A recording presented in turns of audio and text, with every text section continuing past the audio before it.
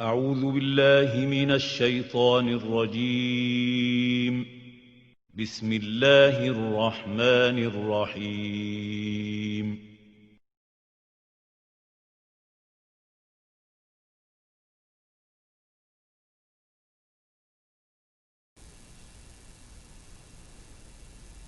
إن الحمد لله نحمده ونستعينه ونستغفره ونعوذ بالله من شرور أنفسنا ومن سيئات أعمالنا. من يهده الله فلا مضل له ومن يضلل فلا هادي له. وأشهد أن لا إله إلا الله وحده لا شريك له وأشهد أن محمدا عبده ورسوله. أما بعد فإن خير الحديث كتاب الله وخير الهدي هدي محمد صلى الله عليه وسلم وشر الأمور محدثاتها وكل محدثة بدعة وكل بدعة ضلالة وكل ضلالة في النار. فأعوذ بالله السميع العليم من الشيطان الرجيم. وذكر فإن الذكرى تنفع المؤمنين وما خلقت الجن والإنس إلا ليعبدون. رب اشرح لي صدري ويسر لي أمري واحلل عقدة من لساني يفقه قولي. رب زدني علما رب زدني علما رب زدني علما. سبحانك لا علم لنا إلا ما علمتنا إنك أنت العليم الحكيم. اللهم أرنا الحق حقا وارزقنا اتباعه وأرنا الباطل باطلا وارزقنا اجتنابه. حمد و صلات کے بعد سب سے پہلے پچھلے درس کے تعلق سے گفتگو مکمل کرنی ہے انشاءاللہ، اور اس کے بعد آج کے درس کا عنوان رہے گا لوگوں کے حقوق، یا یہ کہیے حقوق کی پاسداری۔ اسلام میں حقوق کی کتنی رعایت کی گئی ہے، اس میں دو اسٹیپ۔ سب سے پہلے نمبر پر حقوق کو پہچاننا، اور پہچان کر پھر اس کی ادائیگی کرنا۔ یہ دو نقطے اہم ہیں، انشاءاللہ اللہ کی توفیق سے گفتگو کرنے کی کوشش کی جائے گی۔ پچھلے درس کا موضوع کیا تھا؟ جی، خیر خواہی، خیر خواہی کا جذبہ رکھنا اور لوگوں کے ساتھ خیر خواہی کا معاملہ کرنا۔ اس کی کتنی اہمیت ہے دین کے اندر کہ اللہ کے نبی صلی اللہ علیہ وسلم نے نصیحت اور خیر خواہی کی اہمیت کو بیان کرتے ہوئے ارشاد فرمایا الدین النصیحہ۔ دراصل پورا دین نصیحت کا نام ہے۔ اگر آپ نے اس حدیث کو اچھی طرح سے سمجھ لیا اور اس پر عمل کرنے میں اللہ کی توفیق سے کامیاب ہو گئے تو گویا کہ آپ نے دین اسلام پر عمل کر لیا، اور اللہ رب العالمین نے اس دین پر عمل کرنے والوں کے لیے جو انعام رکھا ہے، متعین کر رکھا ہے، آپ اس انعام کے حقدار ہو گئے۔ صحابی نے پوچھا کہ نصیحت کس کے لیے ہونی چاہیے؟ تو اللہ کے نبی صلی اللہ علیہ وسلم نے کیا بات ارشاد فرمائی تھی؟ کتنی چیزوں کا ذکر کیا تھا؟ للہ، اللہ کے لیے نصیحت، اور ولی کتابی ہی، اس کی کتاب کے لیے نصیحت، ولی رسول ہی، اور اس کے رسول کے لیے نصیحت، ولی ائمۃ المسلمین وعامتہم، اور مسلمان حکمرانوں کے لیے نصیحت اور مسلمان عوام کے لیے نصیحت۔ آپ ذرا اس حدیث پر غور کر کے دیکھیں، اس کی شمولیت کتنا ہے، اس کے اندر جامعیت کتنی ہے۔ الدین النصیحہ، اہمیت بیان دو ورڈ کے اندر الدین النصیحہ۔ دین نام ہے خیر خواہی کا، خیر چاہنے کا۔ کس کے لیے خیر چاہنا؟ اللہ کے لیے، اس کی کتاب کے لیے، اس کے رسول کے لیے. مسلمان ان تینوں کے بعد اللہ، اس کے رسول اور اللہ کی کتاب کے بعد جو بچتے ہیں، ہم اور آپ بچتے ہیں، اس میں سے ایک حاکم ہوگا، ایک محکوم ہوگا، وہی تو ہے. کون بچتا ہے اس کے بعد؟ کوئی بچتا ہے؟ گویا کہ آپ جدھر دیکھیں، جدھر آپ نظر اٹھائیں، جدھر آپ جائیں، جدھر آپ معاملہ کریں، سارے لوگ ایک دوسرے کے لیے نصیحت کا برتاؤ کرنے کو اپنا اولین فرض مان لیں تو کہیں اس دنیا کے اندر کوئی مشکل، کوئی پرابلم، کوئی پریشانی ہوگی ہی نہیں. سارے کے سارے لوگ، پوری بشریت، ہیومن کائنڈ پوری کی پوری اتنی سعادت اور امن و چین کی زندگی گزارے گی کہ آپ اس کا تصور بھی نہیں کر سکتے ہیں. ہے کہ نہیں ہے؟ صرف ایک حدیث. اور اسی لیے یہی ہمارے دین کی خصوصیت ہے کہ دین کی ساری چیزیں، سارے احکامات ایک دوسرے سے جڑے ہوئے ہیں، گتھم گتھا ہیں. آپ یہ کریں، بولے نہیں ہم صرف یہی کریں گے صاحب اور دوسری چیزیں نہیں کریں گے، آپ کا دین مکمل نہیں ہوگا. دوسری چیز لے لیں گے، دین کا دوسرا پارٹ لے لیں گے، بولیں گے ہم صرف یہ کریں گے، وہ نہیں کریں گے، آپ کا دین مکمل نہیں ہوگا. آپ اے سے لے کے زیڈ تک ادخلوا فی السلم کافہ، اگر مسلمان ہوئے ہو، اگر اللہ کا کلمہ پڑھا ہے، اگر نبی کی رسالت کی شہادت دی ہے تو اسلام میں پورے کے پورے داخل ہو جاؤ گے. پھر تم کو یہ اسلام فائدہ پہنچائے گا، تمہارے لیے نفع بخش ہوگا. ایک بندہ کہتا نہیں صاحب میں 5 وقتہ نمازیں پڑھوں گا، باقی دین کا کوئی کام نہیں کروں گا. ایک زکوٰۃ ادا کروں گا، باقی دین کا کوئی کام نہیں کروں گا. ایک کہتا نہیں جو اچھے اچھے اخلاق ہیں وہ اختیار کر لوں گا، اللہ کی عبادت نہیں کروں گا. بہت سارے لوگ یعنی عجیب ماحول، اور سبحان اللہ دین کے سوچنے اور دین کے سلسلے میں سمجھ رہنے کا. بہت سارے لوگ ہمارے کتنا مشہور جملہ انگلش میں بولتے لوگ، زیادہ وہ ہوتا تھا ورک از ورشپ بولتے ہے کہ نہیں ہے؟ کیا بولتے؟ ورک از ورشپ، یعنی کام کرنا، محنت کرنا، جدوجہد کرنا، مشقت کرنا، روزی کمانے کے لیے انتھک کوشش کرنا، دن رات ایک کر دینا، یہ ورشپ ہے. باقی پھر ورشپ کیا رہ گیا؟ تو یہ دین جو ہے اس میں زندگی کے کسی نہ مرحلے کو چھوڑا گیا ہے، اور نہ زندگی کے کسی شعبے کو چھوڑا گیا ہے، اور نہ فرد کو چھوڑا گیا ہے یعنی سنگل پرسن کو، اور نہ مجتمع کو چھوڑا گیا ہے یعنی سوسائٹی کو اور معاشرے کو. سب کو، چونکہ یہی ہے دنیا ہے، یہ زمین ہماری ہے، اس پر سارے لوگ رہتے ہیں. اور یہ تو ہم انسان کی بات کرتے ہیں، اس دین نے تو جانوروں کا حق بھی نہیں چھوڑا ہے، کیڑے مکوڑوں کا حق بھی نہیں چھوڑا ہے. تو یہ دین کتنا شامل ہے. اور آگے بات جو آ رہی ہے اس کے لیے ایک طرح سے تمہید بھی بن جاتی ہے کہ حقوق کی بات اگر کی جائے تو میرے بھائی اور دوستو، اس دین کے اندر کسی کا حق بھی فراموش نہیں کیا گیا ہے، کسی کا حق. اور انشاءاللہ بات آئے گی تو بتاتا ہوں.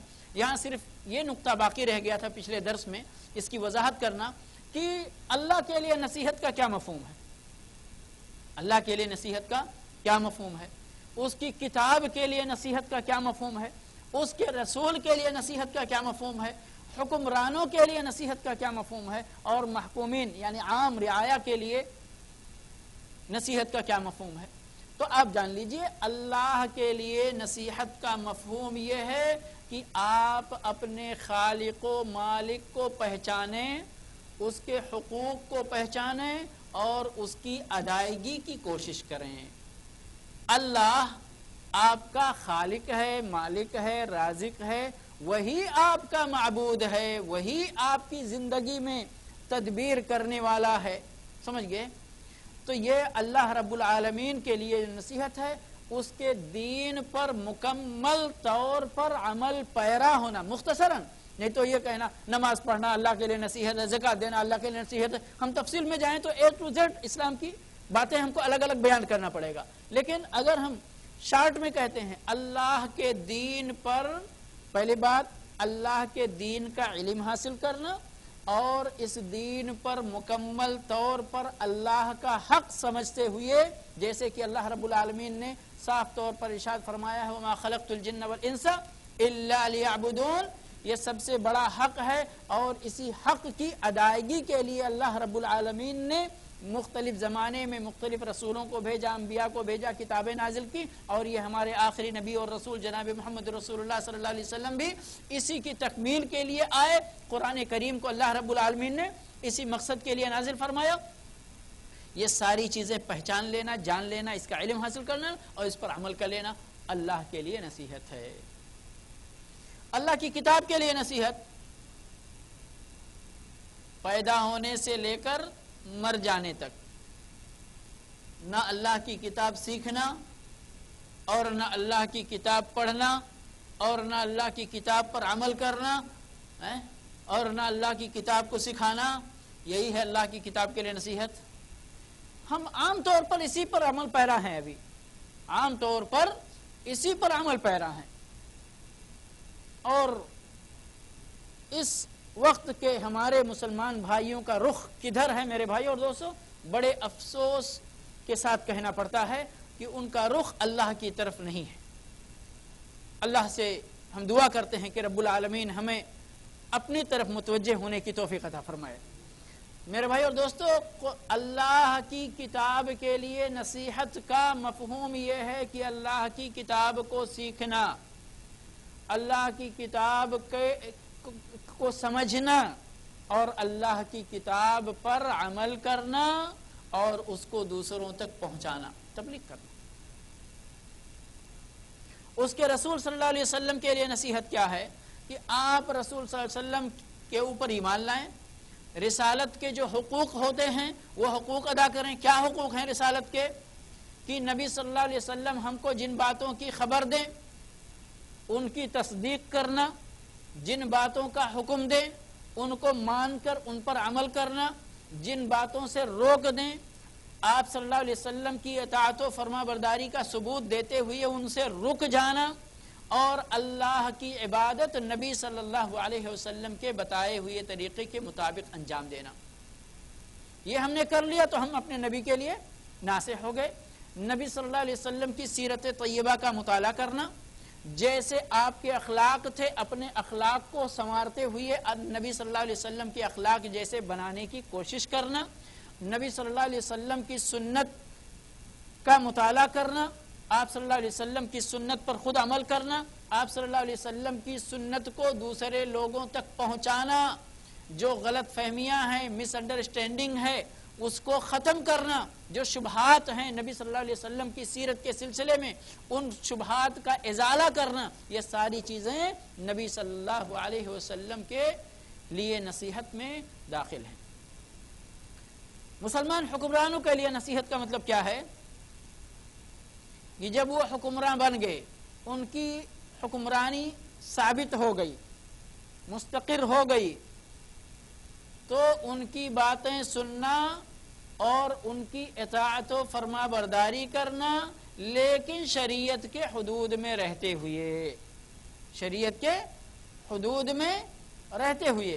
اطیعوا اللہ واطیعوا الرسول وَأُولِي الْأَمْرِ مِنْكُمْ وَأُولِي الْأَمْرِ مِنْكُمْ۔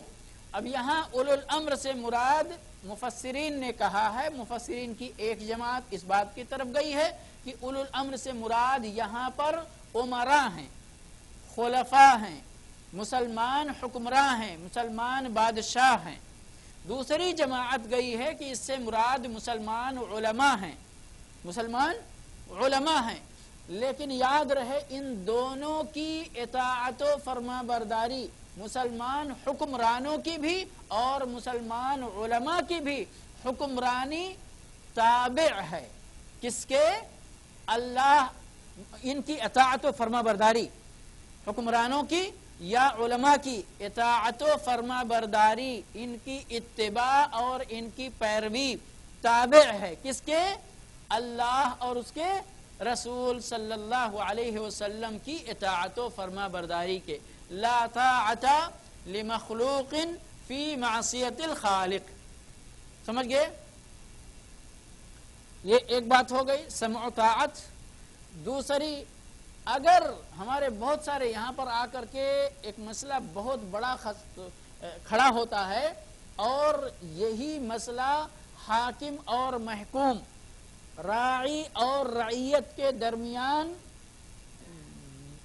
گہرائی کو مزید گہرائی میں تبدیل کرتے، یہ جو خلا ہے اس کو مزید بڑھاتے ہیں. سمجھ گئے؟ دونوں کا الگ الگ مفہوم، دونوں اپنے اپنے حقوق کے دائرے کو پہچانتے ہیں، دوسرے کے حقوق کے دائرے کو پہچاننے کی کوشش نہیں کرتے. عوام میں بہت سارے لوگ ہیرو بن کر سامنے آتے ہیں اور حکمرانوں کے خلاف اپنی زبان سے یا اپنے قلم سے بغاوت کے نظریات، بغاوت کے افکار عوام کے درمیان بکھیرتے ہیں. اور دعویٰ کیا ہوتا ہے، یہاں جس نقطے پر میں توجہ دلانا چاہتا ہوں، دعویٰ کیا ہوتا ہے کہ ہم نصیحت کرنا چاہتے ہیں، ہم نصیحت کرنا چاہتے ہیں، ہم خیر خواہی کرنا چاہتے ہیں. میرے بھائیوں اور دوستو، دراصل خیر خواہی اور نصیحت اس کے آداب میں سے ہے، اس کے آداب میں سے ہے کہ آپ پوشیدگی میں، آپ اس کو جلوت میں بھری مجلس میں کسی کو نصیحت نہ کریں. پچھلے درس میں بھی گفتگو گزری ہے کہ وہ نصیحت نہیں رہ جاتی بلکہ وہ فضیحت ہو جاتی ہے. ایک عام آدمی، آپ یہاں اتنے لوگ بیٹھے ہوئے ہیں اور میں یہاں بیٹھا ہوں، آپ میں سے اگر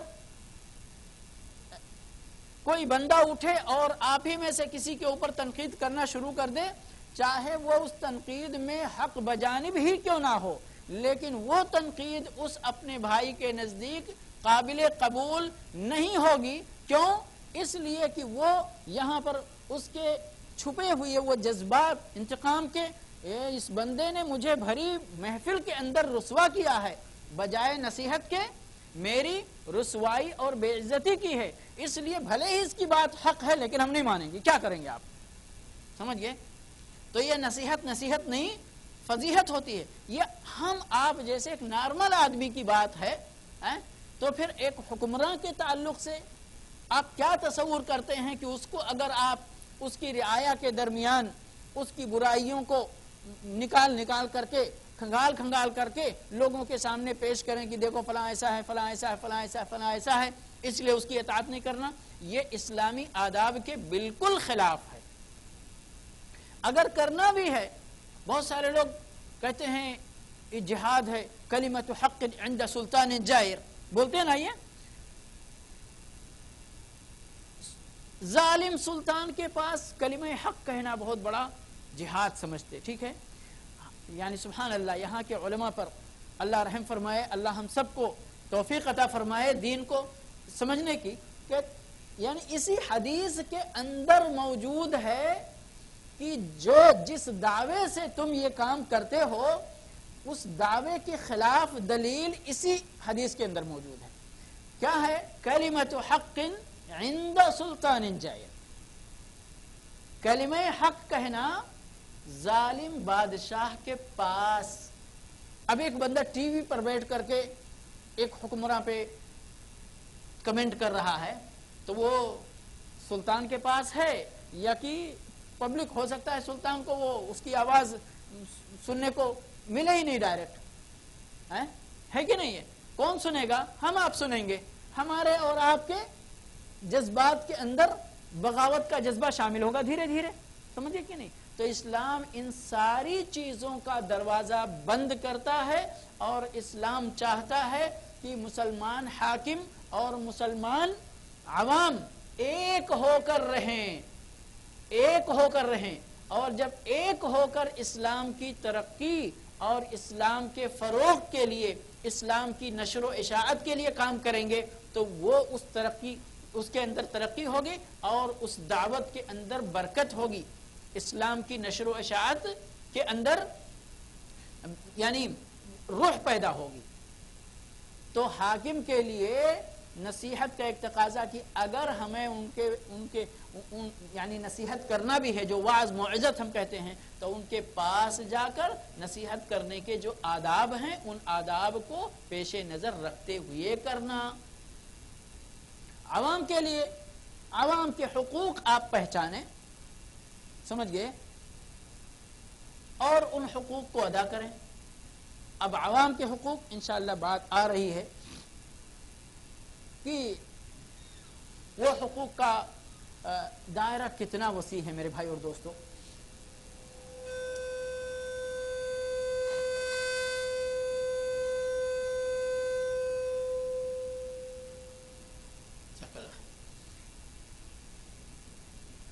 اس سے پہلے درس میں بھی یہ بات گزری ہے، ایک مختصر سی بات اگر ہم کہنا چاہیں تمام باتوں کا خلاصہ کہ ایک مسلمان کو اپنے مسلمان بھائی کے ساتھ کس طرح کا معاملہ رکھنا چاہیے، تو ایک مسلمان بندہ اپنے بھائی کے لیے وہی چیز پسند کرے جو اپنے لیے پسند کرتا ہے۔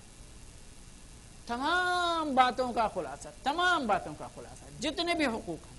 آپ چاہتے کہ آپ کا روپیہ پیسہ کوئی مار لے، آپ چاہتے کہ آپ کی کوئی بے عزتی کرے، آپ چاہتے کہ کوئی آپ کا حق مار لے، آپ چاہتے کہ کوئی آپ کے بیٹے کے ساتھ، بیٹی کے ساتھ، بیوی کے ساتھ، باپ کے ساتھ، ماں کے ساتھ، بہن کے ساتھ کسی طرح کا غلط رویہ اختیار کرے، چاہتے ہیں؟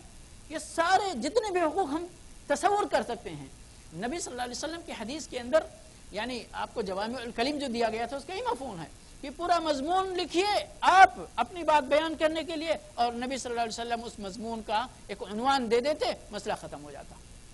سمجھ گئے؟ ان کو دین سکھانا، ان کو دین کی دعوت دینا، امر بالمعروف و نہی عن المنکر کرنا، یہ ساری باتیں کیا ہیں؟ عام مسلمانوں کے لیے نصیحت کے دائرے کے اندر داخل ہیں۔ سمجھئے؟ یہ بات تھی پچھلے درس میں جو الدین والنصیحہ کی حدیث ہے اس کے مفہوم کے تعلق سے۔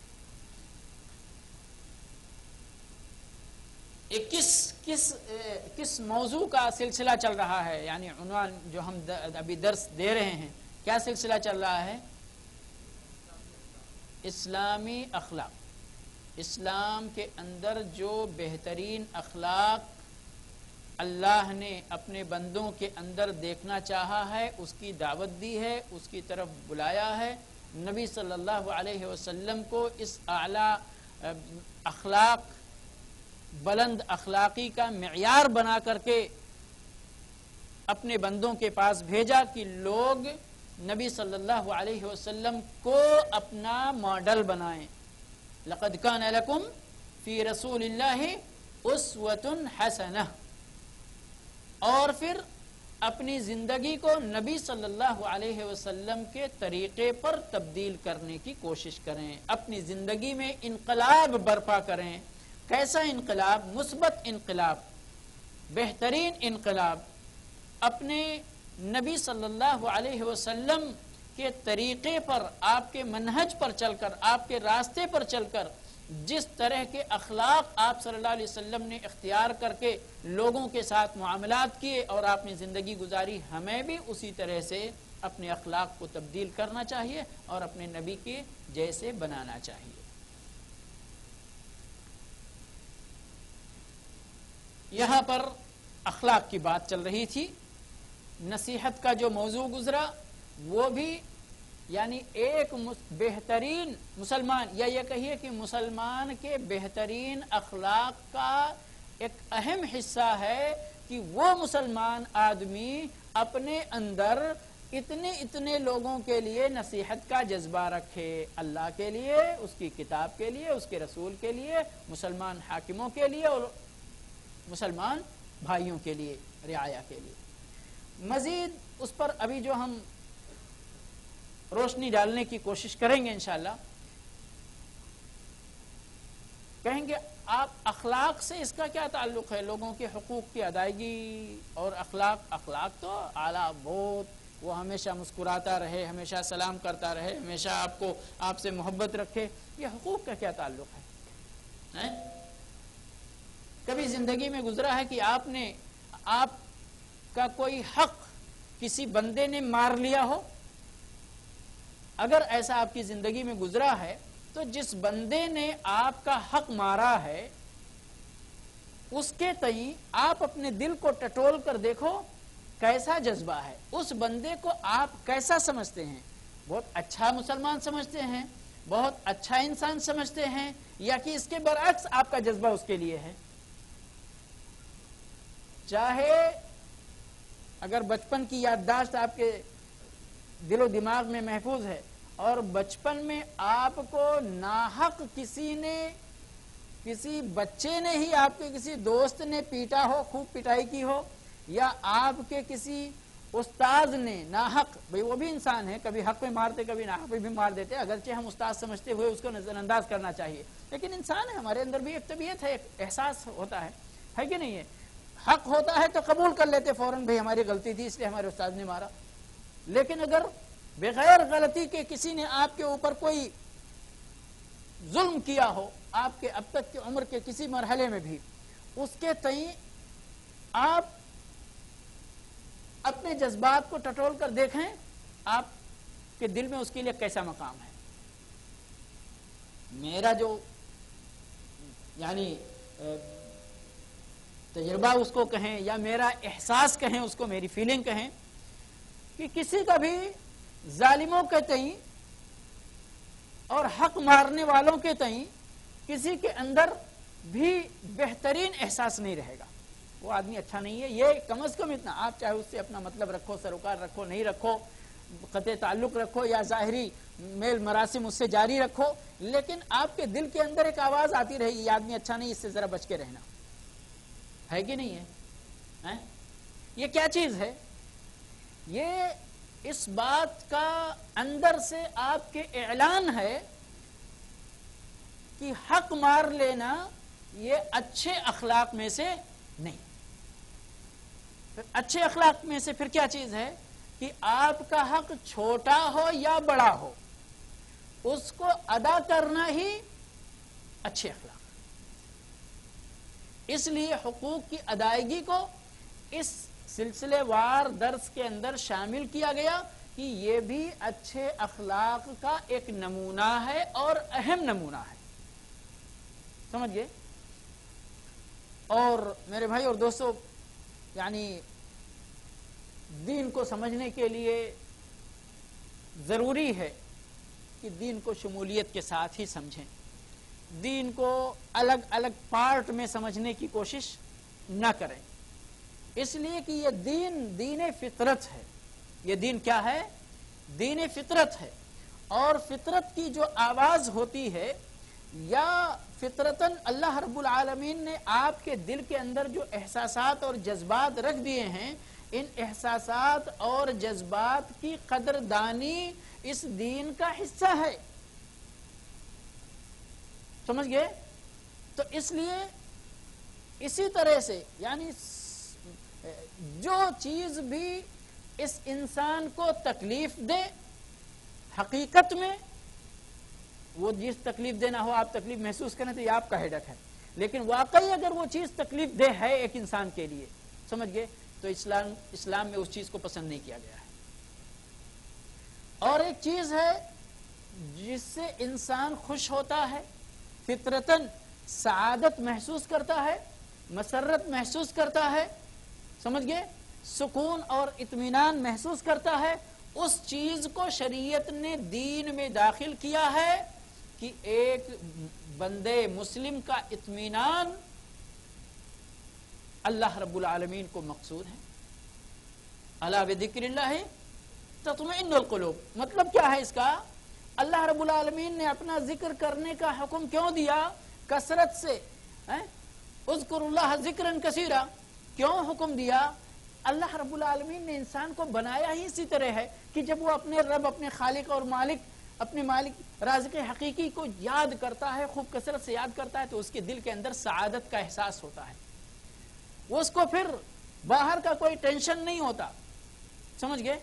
کوئی کتنا بھی یعنی کسی طرف سے اس کو تکلیف پہنچے، لیکن اللہ کے ذکر کے ساتھ وہ ہر تکلیف کو جھیل جاتا، اس لیے کہ اللہ کے ذکر سے جو سعادت اس کے دل کے اندر پیدا ہوتی ہے اس کا کوئی بدل نہیں ہوتا. اللہ کے نبی صلی اللہ علیہ وسلم نے اللہ کے دین کی تبلیغ کے لیے، دین کی نشر و اشاعت کے لیے کتنی مشقت اٹھائی، لیکن ساری مشقتوں کو اللہ کے نبی صلی اللہ علیہ وسلم اٹھاتے ہوئے سکون محسوس کر رہے تھے. آپ صلی اللہ علیہ وسلم مسلسل کئی دن کا روزہ رکھتے تھے. صحابہ کرام نے کہا ہے اللہ کے نبی صلی اللہ علیہ وسلم آپ تو ہم کو مسلسل روزہ رکھنے سے، وصال کرنے سے منع فرماتے ہیں اور آپ رکھتے ہیں. فرمایا میری اور تمہاری کیسے برابری ہو سکتی ہے؟ میں یطعمنی ربی ویسقینی، میرا رب مجھے کھلاتا اور پلاتا ہے، کھلاتا اور پلاتا ہے. اب کیا مطلب؟ جنت سے دودھ کا کپ آتا تھا، اللہ کے نبی صلی اللہ علیہ وسلم پی لیا کرتے تھے الگ سے؟ نہیں، اللہ کے ذکر کی کثرت کی وجہ سے اللہ رب العالمین نے آپ کے دل کے اندر وہ روحانی غذا یعنی پہنچ جایا کرتی تھی کہ جس کے ہوتے ہوئے آپ کو مادی غذا کی اتنی ضرورت محسوس نہیں ہوتی تھی. ہوتی تھی، آپ 2 دن 3 دن بھوکے رہتے تھے، اس کے بعد جس طرح اور لوگ بھوک محسوس کرتے ہیں آپ صلی اللہ علیہ وسلم بھی بھوک محسوس کرتے تھے، تڑپ جاتے تھے آپ بھی بھوک سے. اور وہ واقعہ کتنا مشہور ہے جو ابو بکر بھی ملے تھے، عمر بھی ملے تھے. تو یہ یعنی کہنے کا مطلب یہ ہے میرے بھائی اور دوستو کہ ہم جو یہاں ادائیگی حقوق کی بات کرنے جا رہے ہیں وہ ہمارے موضوع جو بہترین اخلاق یا اسلامی اخلاق کا موضوع ہے، اس میں ایک بہت اہم عنصر ہے، بہت اہم عنصر ہے. اور اب اس کو اگر ہم سمجھنا چاہتے ہیں تو اس کے سمجھنے کے لیے اختصار کے ساتھ ہم اس کو تقسیم کریں گے، یا تقسیم نہیں کریں گے، صرف ذکر کریں گے. تقسیم کریں گے تو بہت لمبی بات ہو جائے گی کہ انسان کی زندگی کا کتنا مرحلہ ہوتا ہے، اہم مرحلہ. ایک تو بچہ پیٹ میں ہوتا ہے، وہ مرحلہ ہوتا ہے نا، وہ بھی انسان ہے نا، انسان کا بچہ خلاص روح پھونک دی گا، انسان ہو گیا. پیٹ سے باہر آتا ہے، بچے کی زندگی گزارتا ہے، جوانی کی دہلیز پہ قدم رکھتا ہے، بڑھاپے میں داخل ہوتا ہے اور ایک دن اس کی وفات ہوتی ہے. یہی ہے نا ایک انسان، اسی طرح ہے. اس کی زندگی کے یہ مراحل دیکھیں اور ذہن میں رکھیں. ابھی ہم مزید انشاءاللہ تو اس پر تھوڑی سی کریں گے، روشنی ڈالیں گے. اس کے بعد انسان اس زمین پر آباد ہے، اس کی زندگی کے مختلف شعبے ہوتے ہیں. تجارت کا شعبہ ہے، سیاست کا شعبہ ہے کہ نہیں ہے، اس کے اور دیگر معاملات کا شعبہ ہے. اس کی زندگی کے جتنے شعبے ہیں، ہو سکتا ہے میرے ذہن میں اتنا نہ آئے، آپ امیجن کریں ایک انسان جتنے طرح کی زندگی گزارتا ہے، ایک تاجر ہے، ایک نوکر ہے، ایک نوکری کرانے والا ہے، ایک فیکٹری کا مالک ہے، اور ایک حکمراں ہے، اور ایک محکوم ہے، اور جتنے بھی یہ سارے زندگی کے ہمارے شعبے ہیں نا. ہماری زندگی یا تو انفرادی ہوتی ہے اور یا تو اجتماعی ہوتی ہے. اس سے پہلے معاشرہ جنم لیتا ہے خاندانی یونٹ سے. ایک فرد ہوتا ہے، چند فرد ملتے ہیں تو خاندان بنتا ہے، چند خاندان ملتے ہیں تو ایک قبیلہ بنتا ہے، اور اسی طرح سے یہ چیز اوپر جاتے جاتے یہ دنیا آباد ہے. اب اور ایک ایک کر کے آپ تصور کیجئے اور اسلام کے احکامات پر ایک اچٹتی نظر ڈالیے، سرسری نظر. آپ دیکھیے کہ انسان کی زندگی کے جتنے مرحلے ہیں، کسی مرحلے میں اسلام نے اس کو نظر انداز کیا ہے، فراموش کیا ہے؟ یقیناً نہیں.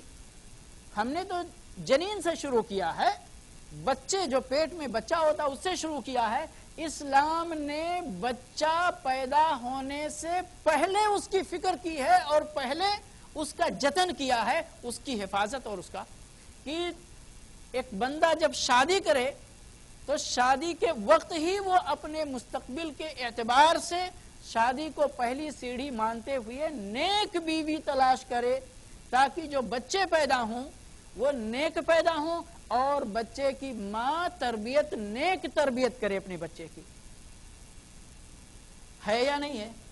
اسلام نے فراموش کیا اس چیز کو یا یاد رکھا؟ یاد ہی نہیں رکھا بلکہ اس پر زور دیا ہے. یہ ہماری کمی ہے کہ ہم اس پر عمل کرتے یا نہیں کرتے. بچہ پیدا ہوتا ہے، اپنا بچپنا گزارتا ہے. بچپن میں انسان اپنے بچوں کو کتنا لاڈ پیار کرتا ہے، کتنا لاڈ پیار کرتا ہے. اس لاڈ پیار میں بچہ برباد نہ ہو جائے. دیکھیں سبحان اللہ، یہ دین فطرت ہے، کتنا عجیب ہے. آپ جدھر بھی غور کریں آپ کو کتنا اللہ کی کتنی حکمت. اللہ نے چونکہ بچوں کے لیے محبت، ہر ماں باپ چاہے وہ انسان ہو چاہے جانور ہو، باپ ہٹ جاتا ہے لیکن ماں کا تعلق باقی رہتا ہے. ان کے دل کے اندر وہ محبت اپنے بچوں کے لیے، چونکہ بچے کو اس وقت فل کیئر کی ضرورت ہوتی ہے، فل کیئر کی ضرورت ہوتی ہے. تو اس کو صرف ترغیب نہیں دیا، فطرتاً ڈال دیا کہ کوئی بھی ماں اور کوئی بھی باپ اپنے بچے کو اگنور کر ہی نہیں سکتا اس مرحلے میں، ہے کہ نہیں؟ فطرت میں ڈال دیا. کون اگنور کرتا ہے؟ جس کی فطرت مسخ ہو جاتی ہے، خراب ہو جاتا ہے، وہ جواڑی ہو جاتا ہے، شرابی ہو جاتا ہے، وہ کیسا ہو جاتا ہے، ان کو پھر فکر نہیں رہتی ہے کہ نہیں ہے؟ لیکن جن کی عقل سلیم ہے وہ اپنے بچوں کو کبھی نظر انداز کر سکتے نہیں کر سکتے. کیا چیز نظر انداز نہیں کر سکتے؟ ان کا وہ مادی کیئر جس سے بچوں کو نشو و نما ہونا ہے. ان کا کھلانا پلانا پہنانا اڑانا دوا علاج، ٹھیک ہے نا، یہ آپ کرتے ہیں. کوتاہی کا نقطہ کہاں تھا، کوتاہی کا ویک پوائنٹ کہاں تھا؟ کہ ہو سکتا ہے آپ لاڈ پیار میں اس بچے کی تربیت کی طرف توجہ نہ دیتے. تو اسلام نے آ کر کے بچے کی تربیت کے سلسلے میں الگ سے ہدایات دی، احکام کہ بچے کی دینی تربیت ہونی چاہیے. لاڈ پیار تو آپ کریں گے ہی کریں گے، لیکن خیال رکھیں کہ اس لاڈ اور پیار میں آپ کا بچہ جب بڑا ہو تو ایک خودسر انسان نہ بن جائے، ایک اللہ کا باغی انسان نہ بن جائے. کیا بنے وہ؟ اللہ کا فرما بردار بندہ بنے. اس کے لیے اللہ رب العالمین نے آپ کو ہدایات دی. ہے کہ نہیں ہے؟ بندہ اور بڑا ہوا، جوانی کے دہلیز پہ قدم رکھتا ہے، اس مرحلے کے لیے ہدایات. شادی، اس مرحلے کے لیے الگ ہدایات. بوڑھا ہوا، ماں باپ بن گئے، دادا دادی بن گئے، وہاں سے ان کا الگ کیئر شروع ہو گیا. ایک بار طاقت کے بعد ابھی پھر کمزوری کے مرحلے میں داخل ہو گئے، کمزوری کے مرحلے میں داخل ہو گئے. ایک ماں باپ اپنے بچوں کے سلسلے میں کیئرلیس نہیں ہوتے، لیکن وہ آپ کے وہی بچے اپنے ماں باپ کے سلسلے میں کیئرلیس ہو سکتے ہیں. ہو سکتے نا؟ بوڑھے کو ضرورت تھی خدمت کی، بچہ کیئرلیس ہو سکتا تھا. وہ کیئر، وہ خدمت جو ایک بوڑھے انسان کو چاہیے تھی وہ نہیں، یعنی اس کے اندر کمی اور کوتاہی آ سکتی تھی. تو آپ قرآن و سنت کا انبار اٹھا کر دیکھ لیجئے کہ اپنے ماں باپ کی قدر، توقیر، احترام، خدمت، بر و احسان کرنے کی کتنے نصوص، اور جو بندہ کر لے جائے اس کو کتنے اجر و ثواب کا وعدہ کیا گیا، تاکہ بندہ اپنے ماں باپ کا کیئر کرے اور اپنے ماں باپ کا، ایک بوڑھے انسان کا حق ادا ہو. ہے یا نہیں ہے؟ ہے نا؟ چیز کو سمجھ رہے ہیں نا؟ یہ کیا ہے؟ کس مرحلے میں، کس کیٹیگری میں آپ رکھیں گے اس کو؟ یہ حقوق کی ادائیگی کی کیٹیگری میں نہیں ہے. اور ہوا ایک مسلمان موت کے دروازے پہ پہنچ گیا، موت ہو گئی اس کی. مرنے کے بعد بھی اللہ نے اس مومن بندے کے سلسلے میں صرف اس کے بچوں کو ذمہ دار نہیں ٹھہرایا بلکہ پوری مسلم سوسائٹی کو ذمہ دار ٹھہرایا کہ ایک مسلمان کا حق ہے کہ جب وہ مر جائے، بیماری سے ہی حق شروع ہو جاتا ہے، بیمار ہوا تو دوسرے مسلمان اس کی عیادت کریں، مر گیا تو اس کی جنازہ تکفین اور جنازے کا اہتمام کرنا فرض کفایہ بنا دیا، فرض کفایہ کہ پوری ملت اسلامیہ کی ذمہ داری ہے یا نہیں ہے؟ یعنی ایک انسان کو پیدا ہونے سے پہلے کے حقوق سے لے کر کے اس کے مرنے کے بعد تک کے حقوق کی رعایت اور پاسداری شریعت نے کی ہے، اس کے حقوق کی ادائیگی کرنے کا حکم دیا ہے۔ کیا بات کرتے دیگر ادیان و مذاہب کے ماننے والے؟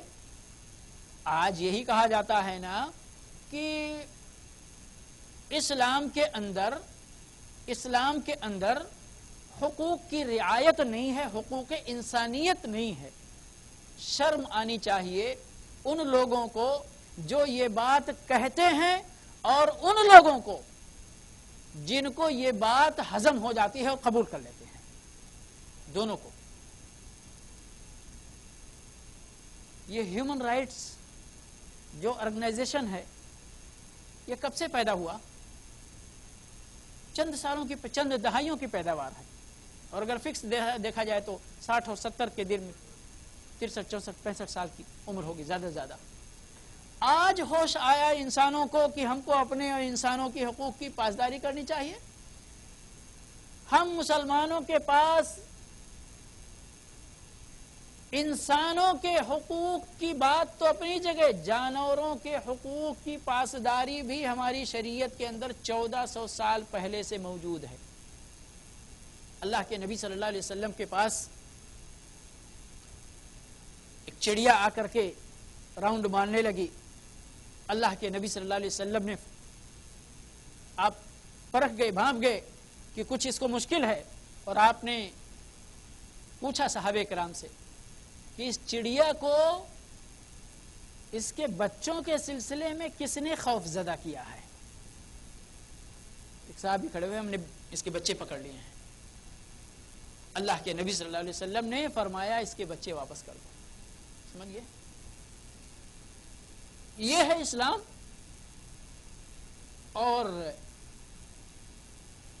اس اسلام کے اندر ہر ذی روح، ہر جس کے اندر روح ہے، جس کے اندر ذرہ برابر بھی احساس ہے، اس کے احساس کا خیال رکھنا، اس کی رعایت کرنے کا حکم شریعت کے اندر۔ اور صرف اتنا نہیں، آج بولتے مدد کرو مدد کرو، ایڈ یہ وہ۔ اللہ کے نبی صلی اللہ علیہ وسلم کیا فرمایا؟ اور حدیث کتنی واضح ہے کہ ایک کتے کو پانی پلانے والی فاحشہ عورت کو اللہ نے جنت دے دی اس کتے کو پانی پلانے کے بدولت، اور ایک عورت کو بلی باندھنے کی وجہ سے، بھوکے مار دینے کی وجہ سے جہنم مل گئی۔ اور ہمارے نبی صلی اللہ علیہ وسلم نے حدیث فرمائی فی کل ذات کبد رطب اجر، چونٹی کو بھی اگر آپ کھلائیں گے تو آپ کو اجر ملے گا، چڑیا کو آپ کھلائیں گے تو آپ کو اجر ملے گا، جانوروں کو آپ غذا دیں گے تو آپ کو اجر ملے گا۔ ایک حدیث میں اللہ کے نبی صلی اللہ علیہ وسلم نے زمین کی بعض آباد کاری کے سلسلے میں فرمایا کہ کوئی بندہ ایک پودا جو زمین پر لگا دیتا ہے، ایک پودا جو زمین پر لگا دیتا ہے، اور پودا وہ اگ کر بڑا ہو کر پھل دینے لگتا ہے، وہ پھل کوئی بھی کھائے، سبحان اللہ، وہ پھل کوئی بھی کھائے، چاہے خرید کر کھائے، چاہے چوری کر کے کھائے، چاہے ہدیہ پا کر کھائے، جو بھی کھائے گا اس کا اجر اس درخت کے لگانے والے کو ملے گا۔ آپ یہ نہ کہیں کہ ہم نے تو باغ لگایا، پھل توڑ کر بیچ لیتے ہیں، خرید کر بھی کھانے والے کا اجر اس پر درخت کے لگانے والے کو ملتا ہے۔ اتنی حدیثیں ہم کو معلوم ہے، اتنے احکامات اللہ کے نبی صلی اللہ علیہ وسلم کی زبان مبارک سے صادر ہونے کے باوجود بھی ہم اس چیز کو قبول کر لیتے کہ ہاں واقعی ہمارے ہاں حقوق کی پاسداری نہیں ہے، واقعی ہمارے یہاں کمی ہے. یہ میرے بھائی اور دوستو یہ جعلی نعرے ہیں، یہ باہر سے چمکدار نعرے ہیں، اندر سے کھوکھلے ہیں، ان کی کوئی حقیقت نہیں ہے. حقیقت میں جس کو جو ضرورت تھی، جس کے جو حقوق تھے، وہ حقوق حقیقت میں اس کی رعایت اور اس کی پاسداری کس نے کی ہے؟ اس دین اسلام نے کی ہے. تو اس لیے ہمیں دھوکے میں نہیں آنا چاہیے. ابھی ہم بات کر رہے تھے انسان کی زندگی کے مرحلے کے سلسلے میں. اب اسی طرح کی بات آپ شعبے کی لے لیجئے. ابھی جو حاکم اور محکوم کی بات ہو رہی تھی وہ انسانی زندگی کے دو شعبے ہیں نا، دو شعبے ہیں. ایک عام آدمی زندگی گزارتا ہے، ایک شعبہ ہے. ایک حاکم زندگی گزارتا ہے، حکمرانی کی زندگی گزارتا ہے، سیاست کرتا ہے، ایک وہ ہے. ایک بندہ تجارت کرتا ہے. کیا تجارت کے اصول اللہ کے نبی صلی اللہ علیہ وسلم نے نہیں بتائے؟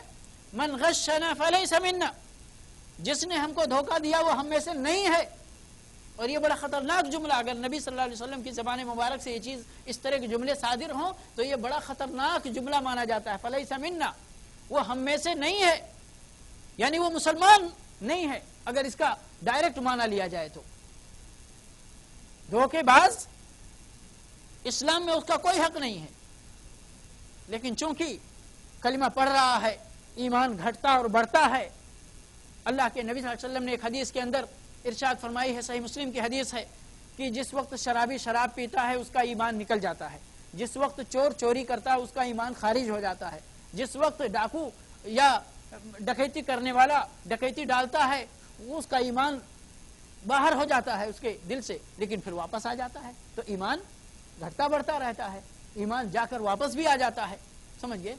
تو یہ میرے بھائی اور دوستوں کہنے کا مطلب یہ ہے کہ اسلام بڑا ہی جامع اور شامل دین ہے. اس کے اندر کسی انسان کو وَلَقَدْ كَرَّمْنَا بَنِي آدم وَحَمَلْنَاهُ فِي الْبَرِّ وَالْبَحْرِ، اللہ نے فرمایا ہے کہ بنو آدم کو ہم نے بڑا مکرم بنایا ہے. اب اس کی تکریم، اس کے احترام کے خلاف جتنی باتیں بھی ہیں ساری باتوں کو اللہ رب العالمین نے ممنوع قرار دیا ہے. اور اس کی عزت اور احترام کے لیے یا اس کے اندر اضافہ کرنے کے لیے جتنی باتیں مطلوب تھیں اتنی باتوں کا اللہ رب العالمین نے ہمیں حکم دیا ہے. مثال لینا چاہتے میرے بھائی اور دوستو، آج عجیب حقوق یعنی حقوق انسان یا حقوق انسانیت کی بات کی جاتی ہے، ہیومن رائٹس والے. اللہ رب العالمین نے جس کو عین حق کہا ہے اس کو یہ لوگ ظلم کہتے کہ نہیں کہتے؟ مثال کے طور پر کون بھائی مثال دیں گے؟ میرے بھائی اور دوستو، مسلمان بنے، سمجھدار مسلمان بنے.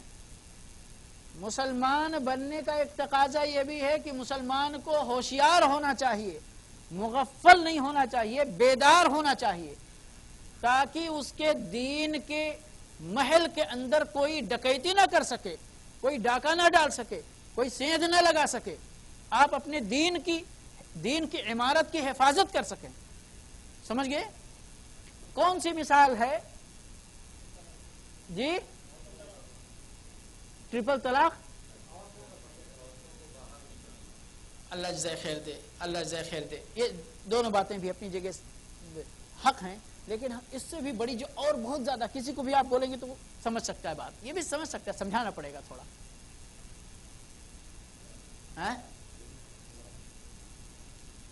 اور دماغ پر ذرا زور دیں تاکہ یاد رہے پھر زیادہ دیر تک.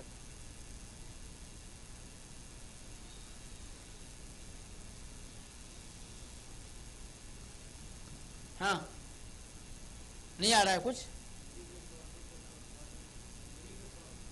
جزاک اللہ خیر. میں دیتا ہوں، اگر میری بات غلط ہو تو ٹوک بھی سکتے ہیں، مسئلہ نہیں. قصاص کا مسئلہ، جان کے بدلے جان. آپ اس کو کس نقطۂ نظر سے دیکھتے ہیں؟ کیا یہ عین عدل نہیں ہے؟ عین عدل نہیں ہے؟ اس کو ہمارے دشمن ظلم سے تعبیر کرتے ہے، کرتے کہ نہیں کرتے؟ نہیں، قصاص نہیں ہونا چاہیے۔ کیوں نہیں ہونا چاہیے بھائی؟ کیوں نہیں ہونا چاہیے؟ ہم قصاص کا مطلب کیا ہے؟ شاید مطلب نہیں سمجھا انہوں نے ٹھیک سے۔ قصاص کا مطلب یہ ہے کہ آپ نے کسی کی جان ناحق لی ہے تو پھر اس جان کے بدلے آپ کی جان لی جا رہی ہے، تو یہ تو بدلہ ہے نا۔ اور عدل، جب میں نے عدل کا درس دیا تھا تو بتایا تھا کہ عدل کا معنی کیا ہوتا ہے۔ ترازو کا پلڑا لیجئے اور 1 کلو کا بانٹ ادھر رکھیے، 1 کلو کا بانٹ ادھر رکھیے، ترازو اٹھائیں گے تو کیسے ہوگا؟ برابر ہوگا نا۔ یہی عدل۔ آپ نے ادھر جان لیا تو ادھر آپ کی جان لے لی گئی ہے کہ نہیں ہے؟ اب کہا جائے کہ نہیں یہ ظلم ہے، تو بھائی آپ نے جو پہلے جان لی تھی وہ کیا تھا؟ وہ کیا تھا؟ آپ کی جان لینا ظلم ہو گیا تو اس بندے کو اس کا کیا قصور تھا؟ اور یہ اتنا بڑا عدل صرف عدل ہی نہیں میرے بھائی اور دوستو، اللہ رب العالمین نے فرمایا ہے وَلَكُمْ فِي الْقِصَاصِ حَيَاتٌ يَا أُولِي الْأَلْبَابِ لَعَلَّكُمْ تَتَّقُونَ۔ قصاص کے اندر تمہاری سوسائٹی کے لیے، تمہارے سماج کے لیے، تمہاری دنیا کے لیے زندگی ہے۔ یا اولی الالباب، اے عقل مندو سوچو، اے دانش مندو غور کرو۔ لعلکم تتقون، اس میں عدل بھی ہے اور اس میں تقوی بھی ہے۔ اس میں عدل بھی ہے اور تقوی بھی ہے۔ اور بنو اسرائیل کے تعلق سے اللہ رب العالمین، یہ نہ سوچیں کہ یہ اسلام میں جو بھی دین اللہ کی طرف سے آیا ہر دین کے اندر خوبیاں ہیں، بس اس دین کے ماننے والے ان خوبیوں کو ختم کر لیتے ہیں، اپنے نفسوں پہ ظلم کرتے ہوئے اس کے اندر ظلم داخل کر دیتے ہیں۔ اللہ رب العالمین نے ارشاد فرمایا ہے کہ جس بندے نے ناحق کسی کا قتل کیا بغیر ظلم کے فَكَأَنَّمَا قَتَلَ النَّاسَ جَمِيعًا، گویا کہ اس نے پوری انسانیت کا قتل کیا ہے۔ وَمَنْ أَحْيَاهَا فَكَأَنَّمَا أَحْيَا النَّاسَ جَمِيعًا، اور جس نے اس کو زندہ رکھا گویا کہ پوری انسانیت کو زندہ رکھا۔ آپ الحمدللہ سعودی کے اندر اتنے دنوں سے، کوئی 10 سال، کوئی 15 سال، کوئی 20 سال، کوئی 25 30 سال 35 سال سے ہے یہاں پر، آپ کو دنیا کے کسی حصے میں چیلنج ہے، دنیا ایون جو لوگ حقوق انسانیت کی علم برداری کا دعویٰ کرتے ہیں کہ ہم ہی ہیں حقوق کی پاسداری کرنے والے، ان کے ملکوں کا بھی سعودی سے آپ مقابلہ کر لیجئے۔ مرڈر کیس کہاں زیادہ ہوتا ہے؟ ایسا نہیں کہ یہاں نہیں ہوتا ہے، ہوتا ہے، جہاں انسان ہے وہاں ظالم بھی ہے، ایسا نہیں ہے۔ اللہ کے نبی صلی اللہ علیہ وسلم کے زمانے میں بھی ہوتا تھا کبھی کبھار، یہاں بھی ہوتا ہے، لیکن ریشیو دیکھنا ہے، نسبت دیکھنا ہے، پرسنٹیج دیکھنا ہے کہ کہاں زیادہ ہوتا۔ اس بات کا چیلنج کیا جا سکتا ہے کہ جتنا اس معاملے میں جتنا امن و سکون یہاں پر ہے دنیا کے کسی اور خطے میں آپ کو نہیں ملے گا۔ وجہ کیا ہے؟ ذریعہ کیا ہے اس امن کو باقی رکھنے کا؟ قصاص، کوئی رعایت نہیں۔ اور آپ نے میرے خیال سے چند سالوں پہلے، 1 ہی 2 سال پہلے، 3 سال پہلے، کہ شاہی خاندان کے بندے کو بھی چند لوگوں کے قتل کرنے کے جرم میں جب جرم ثابت ہو گیا تو ان کو بھی قتل کر دیا گیا۔ سمجھ گئے؟ پھر بھلا کوئی شہزادہ ہو، کوئی امیر ہو، کوئی تاجر ہو، کوئی کتنا بھی کیسا انسان ہو، کسی دوسرے کو قتل کرنے کی جرات کرے گا؟ کیوں نہیں کرے گا؟ اس لیے کہ اس کو اپنی جان سے محبت ہے۔ اگر اپنی جان سے محبت ہوگی تو دوسرے کا قتل نہیں کرے گا۔ تو میرے بھائی اور دوستو، یہ یعنی تفصیل میں جانے کا مجھے وقت نہیں ملا اور وقت ختم ہو رہا ہے۔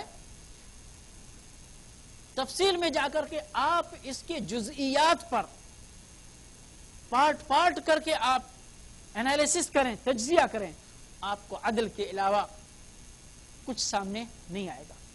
اور حقوق کی پاسداری، حقوق کی رعایت، میں نے شروع میں ہی آپ کو کہ آپ کو کیا پسند ہے کہ آپ کا کوئی حق مارے یا آپ کا حق ادا کرے۔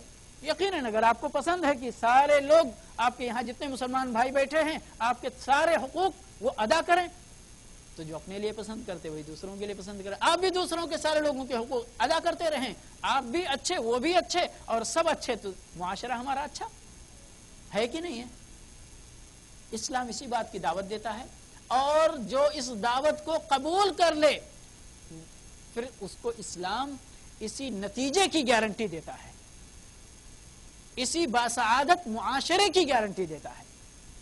اللہ کے نبی صلی اللہ علیہ وسلم کے زمانے میں لوگ بہت مالدار نہیں تھے، معلوم ہے نا آپ سب کو، لوگ بہت مالدار نہیں تھے، اس کے باوجود ایسا اطمینان بخش، اطمینان بھری زندگی گزارنے والا معاشرہ آپ کو کہیں نظر نہیں آئے گا۔ وجہ کیا ہے؟ انہوں نے اللہ کی اس دعوت کو قبول کیا۔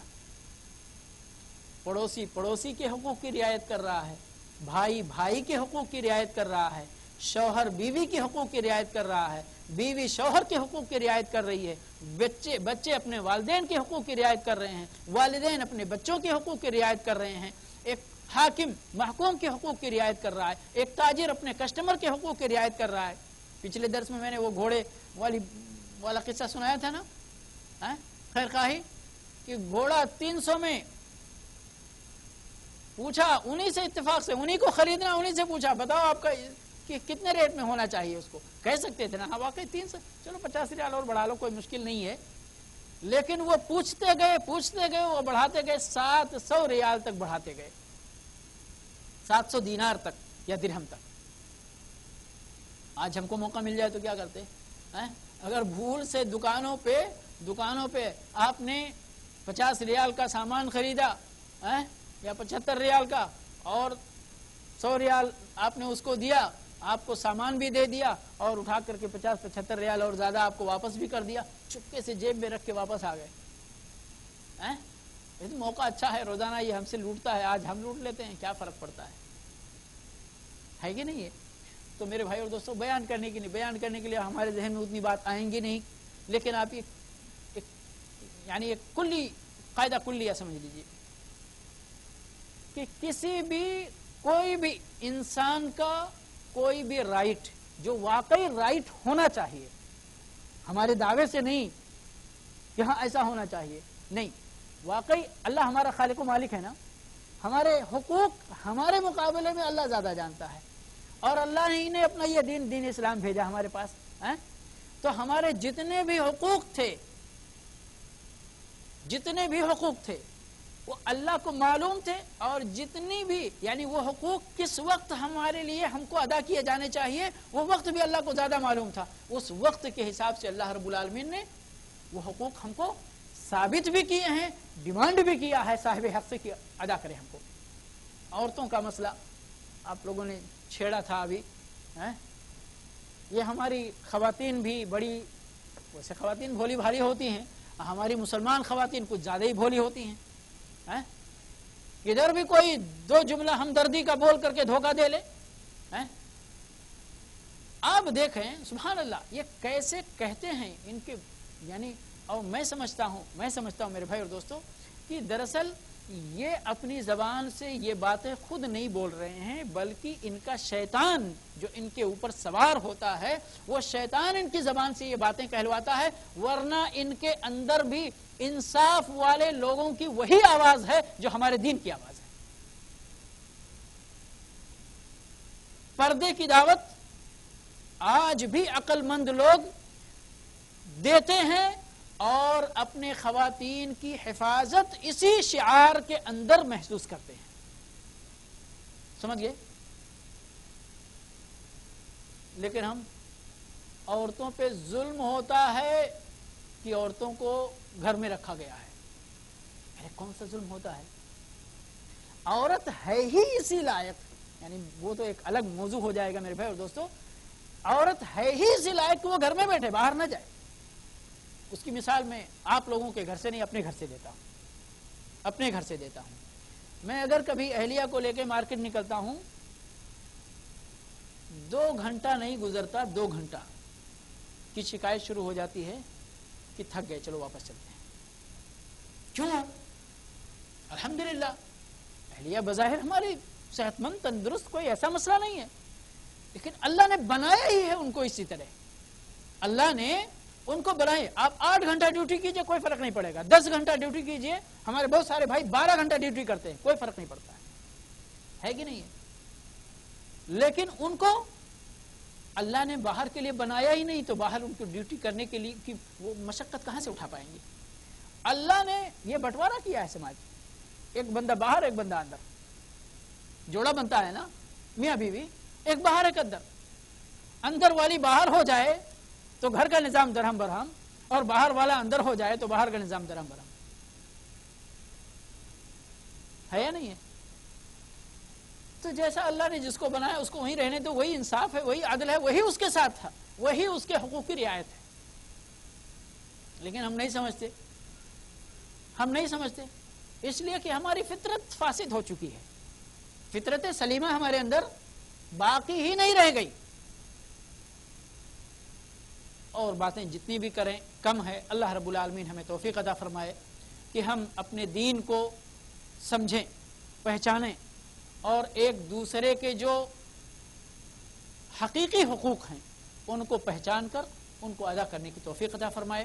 وآخر دعوانا الحمد للہ رب العالمین، وصلی اللہ علی نبینا محمد وعلی آلہ واصحابہ اجمعین.